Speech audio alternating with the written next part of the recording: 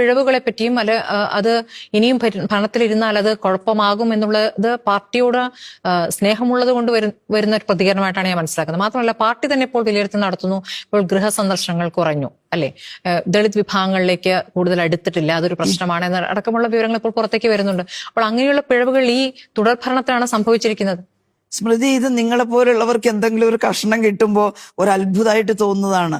ഞങ്ങൾ ഈ പാർട്ടിക്കകത്തുള്ളവർക്ക് ഇതൊരു അത്ഭുതേ അല്ല. നിങ്ങൾ ഈ പറഞ്ഞ സെന്റൻസ് ഒന്നുമല്ല, ആ രീതിയിലൊന്നുമല്ല പറഞ്ഞിട്ടുള്ളത്. ഞങ്ങളൊരു വിലയിരുത്തൽ നടത്തിയത് സ്വാഭാവികമായിട്ടും ഞങ്ങൾ ഭരണവും സമരവും ഒരുമിച്ച് കൊണ്ടുപോകുന്നവരാണ്. എന്നാൽ ഭരണരംഗത്തിരിക്കുമ്പോൾ സ്വാഭാവികമായിട്ടും ചില കാര്യങ്ങൾ ചോദിക്കാതെ തന്നെ ചെയ്യുന്നൊരവസ്ഥ വരും. ഇപ്പൊ പെൻഷൻ വർധനവ് വലിയൊരു സമരത്തിന്റെ ഭാഗമായിട്ടല്ലല്ലോ വർദ്ധിപ്പിച്ചത്. അതിന്റെ അർത്ഥം ആ ഡിമാൻഡ്, തൊഴിലാളികളുടെ ഡിമാൻഡ് മനസ്സിലാക്കാതെ എല്ലാം ഇങ്ങനെ കൊടുക്കുന്ന ഒരു അവസ്ഥയാണെന്നുള്ളതല്ല. അവരെ കാണണം, അവരെ അറിയണം, അവർക്ക് ഇപ്പൊ നമ്മൾ ചെയ്തു കൊടുത്തുള്ളതിന് പുറമെ എന്തെങ്കിലും ആവശ്യകതകളുണ്ടോ അത് പരിശോധിക്കണം. ഭരണമുള്ളത് കൊണ്ട് എല്ലാം ഈ മുന്നണി ചെയ്തുകൊള്ളും എന്ന് കരുതി പാർട്ടി പ്രവർത്തകർ ജനങ്ങളെ സമീപിക്കാതിരിക്കരുത്. ഇതാണ് പറഞ്ഞത്. പക്ഷേ ഭരണത്തിലിരിക്കുന്നവർക്ക് പറ്റുന്ന വീഴ്ചകളുമായി ബന്ധപ്പെട്ടും വിമർശനങ്ങളുണ്ട്. ഇപ്പോൾ സച്ചിദാനന്ദ മാഷ് പറഞ്ഞ കാര്യങ്ങളാണെങ്കിൽ തന്നെയും നേതാക്കളുടെ ധാർഷ്ട്യം എന്നുള്ളൊരു പ്രധാനപ്പെട്ട ഘടകമായി പറയുകയാണ്. കഴിഞ്ഞ ദിവസം മുഖ്യമന്ത്രി ഒരു പെൺകുട്ടി സെൽഫി ചോദിച്ചപ്പോൾ അത് കൊടുത്തില്ല, പക്ഷെ സെൽഫി ചോദിച്ചതല്ല എന്ന രൂപത്തിൽ പിന്നീട് ചർച്ച വരികയാണ്. പക്ഷെ ആ ദൃശ്യങ്ങളിൽ നമുക്ക് മനസ്സിലാക്കാൻ പറ്റുന്നത് മാറി നിൽക്കൂ എന്ന് പറയുന്നത് തന്നെയാണ്. അപ്പോൾ ആ ദൃശ്യങ്ങൾ തരുന്ന ചില സൂചനകളുണ്ടല്ലോ. അത് ഒരു തവണയല്ല, പലതവണ നമ്മൾ കണ്ടിട്ടുള്ളതാണ്. രണ്ടാമത്തെ കാര്യം വെള്ളാപ്പള്ളിയുമായി ബന്ധപ്പെട്ടുള്ള ഒരു കാര്യമാണ്. വെള്ളാപ്പള്ളി ഇവിടെ വർഗീയ പ്രസംഗങ്ങൾ, പ്രതികരണങ്ങൾ നടത്തിക്കൊണ്ടിരിക്കുമ്പോൾ അതിനെ തടയാതിരിക്കുകയും അദ്ദേഹത്തെ പുകഴ്ത്തിക്കൊണ്ടുള്ള പ്രതികരണങ്ങൾ പിന്നീട് വരികയും ചെയ്യുക, ഇതൊന്നും ഒരു കമ്മ്യൂണിസ്റ്റ് മുഖ്യമന്ത്രിയിൽ നിന്നോ കമ്മ്യൂണിസ്റ്റ് സർക്കാരിൽ നിന്നോ പ്രതീക്ഷിക്കുന്നതല്ല. അപ്പൊ അതൊക്കെ കമ്മ്യൂണിസ്റ്റ് സർക്കാരിനെ അല്ലെങ്കിൽ കമ്മ്യൂണിസ്റ്റ് പാർട്ടിയെ വിശ്വസിക്കുന്നവരെ നിരാശപ്പെടുത്തുന്ന കാര്യങ്ങളല്ല. അതായത് നിങ്ങളൊക്കെ ശ്രദ്ധിക്കേണ്ട ഒരു വിഷയമുണ്ട്, നിങ്ങളുടെ ചാനലടക്കം സ്മൃതി അടക്കം. അതായത് ഇടതുപക്ഷത്തിന്റെ ഭരണം ഈ കേരളത്തിലുണ്ടാക്കിയ വമ്പിച്ച മാറ്റമുണ്ട് ജനങ്ങളുടെ. അയിത്താചരണം മുതൽ അവസാനിപ്പിച്ചത് ഇടതുപക്ഷത്തിന്റെ ശക്തമായ പോരാട്ടത്തിന്റെ ഫലമായിട്ടല്ലേ.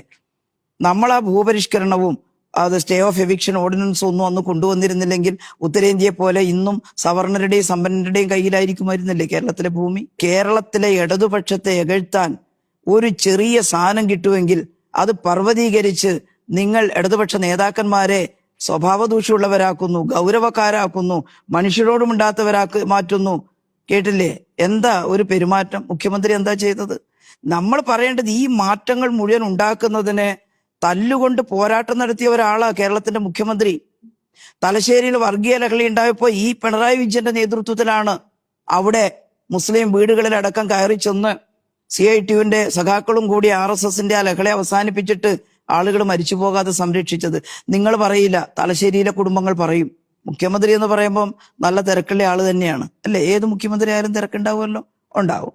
പിണറായിയുടെ ഒരു പ്രത്യേകതയുണ്ട്. പിണറായി അങ്ങനെ ഒരുപാട് സമയം എടുത്ത് ഒരു മീറ്റിങ്ങുള്ള സ്ഥലത്ത് തങ്ങിയിട്ട് അങ്ങനെ പോകുന്ന ഒരാളല്ല, കേട്ടോ. എന്ന് വെച്ച് പിണറായി ഒരു കുട്ടി കയറി വരുന്നു, ആ കുട്ടിയെ ഓമനിക്കാറുണ്ട്, അതിനോട് സ്നേഹപൂർവ്വം പെരുമാറാറുണ്ട്.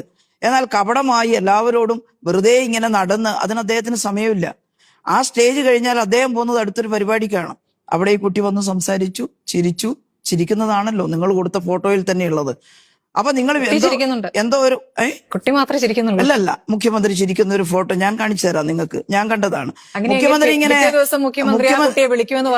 ഞാൻ പറയട്ടെ, മുഖ്യമന്ത്രി ഇങ്ങനെ ഒരുപാട് ചിരിക്കുന്ന ഒരാളൊന്നുമല്ല. ഞാൻ പറയട്ടെ, മനുഷ്യർ പലതരത്തിലുണ്ട്. ചിലരൊന്നും തലയുകൊണ്ട് ഇങ്ങനെ കാണിക്കും, ചിലര് അടുത്ത് വന്നാലൊന്ന് കെട്ടിപ്പിടിക്കും. അത് വ്യക്തിപരമായിട്ടുള്ള വ്യത്യാസമൊക്കെ ഉണ്ട്. അതുകൊണ്ട് ഈ കെട്ടിപ്പിടിച്ച ആൾ ഏറ്റവും നല്ലതും ഒന്ന് തലകൊണ്ട് കാണിച്ച ആൾ മോശമൊന്ന് വ്യാഖ്യാനിക്കരുത്. അങ്ങനെ വ്യാഖ്യാനിക്കരുത്. ആ പെൺകുട്ടി പറഞ്ഞു, ഞാൻ നേരത്തെ ഒരു നിവേദനം PAയുടെ കയ്യിൽ കൊടുത്തിരുന്നു, ഈ ഫോണിൽ അതുണ്ട്, അത് കാണിച്ചിട്ട് ഞാൻ ഈ നിവേദനം അവിടെ കൊടുത്തിട്ടുണ്ട് എന്ന് അദ്ദേഹത്തോട് പറഞ്ഞതാണ്. ഫോട്ടോ എടുക്കട്ടെ എന്ന് ഞാൻ ചോദിച്ചിട്ടില്ല. നിങ്ങൾക്ക് അതിന്റെ ചെറിയ വോയിസ് ഉണ്ട്, നിങ്ങൾ പിടിച്ചെടുത്തിട്ട് കൊടുക്കുമായിരുന്നു. ഞാൻ ചോദിച്ചിട്ടില്ല, ഇത് കാണിച്ചിട്ട് ഞാൻ ഇതവിടെ കൊടുത്തിട്ടുണ്ട് എന്ന് പറഞ്ഞപ്പോ ആവട്ടെ എന്ന് പറഞ്ഞിട്ട് പോയതാണ്. ഞാൻ അവിടെ സെൽഫി എടുക്കാൻ ചോദിക്കില്ല. കാരണം മുഖ്യമന്ത്രി തിരക്കായി പോന്നെടുക്കുന്ന, സാധാരണ നമ്മളോടെല്ലാം ചോദിക്കും പോലെ ഓടി വന്നിട്ട് ഒരു സെൽഫി എടുക്കട്ടെ എന്നൊന്നും സാധാരണഗതിയിൽ ആൾ ചോദിക്കാറില്ല. അത്രയും അദ്ദേഹത്തിന് സമയം ഉണ്ടാവും. അതവിടെ തീർന്നു. നിങ്ങൾ എന്നിട്ട് അതിലൂടെ ചെകഞ്ഞ് അന്വേഷിച്ച് സെൽഫി എടുക്കാനാണ് ചോദിച്ചതെന്ന് ഭാവനയെ കണ്ടു, എന്നിട്ട് വിട്ടിട്ടില്ല എന്ന് ഭാവനയെ കണ്ടു. അത് മുഖ്യമന്ത്രിക്കെതിരെ പ്രചരിപ്പിക്കുന്നു. ഈ കാഴ്ചപ്പാട് ശരിയല്ല. അദ്ദേഹം കേരളത്തിന്റെ മുഖ്യമന്ത്രി മാത്രമല്ല, കേരളത്തിൽ ഈ വലിയ റിഫോംസ് ഉണ്ടാക്കുന്നതിന് നല്ല തല്ലുകൊണ്ടിട്ടുള്ള സഖാവാണ്, കേട്ടോ. അത് മറക്കണ്ട എന്ന് മാത്രമേ ഞാൻ പറയുന്നുള്ളൂ. ഞങ്ങളുടെ പാർട്ടി